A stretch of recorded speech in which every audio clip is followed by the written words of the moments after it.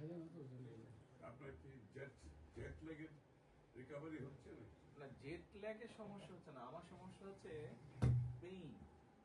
ওই যে দাঁড়ায় দাঁড়ায় দাঁড়ায় দাঁড়ায় মানে এই কয়েকদিনে মিলিয়ে গতকালকেও তো জিপের থেকে বাসে একটু ইজি হয়, দাঁড়িয়ে করা জিপিতে বসে মানে 3 দিনে 8 আওয়ার্স আমি হাত তুলেছি।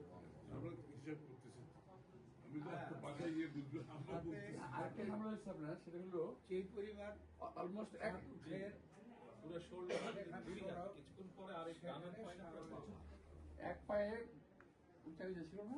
এক পায়ে উঁচা নিচে, তাতে হয়েছে কি আবার হ্যাঁ, হাঁটুতে দেখলাম ব্যথা। এটা আমি ফিল করছি বলিনি যে এই এক পায়ে তো মানে হাঁটুতে ব্যথা, হাঁটুতে পরে ব্যথা করছে।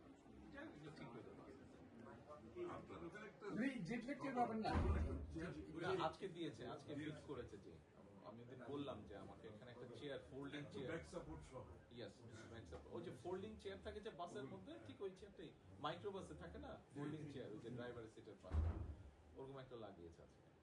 আপনার মানে পুরো বডি শেপের সাথে টাচ জি। করে যাতে প্রেসার না হয়।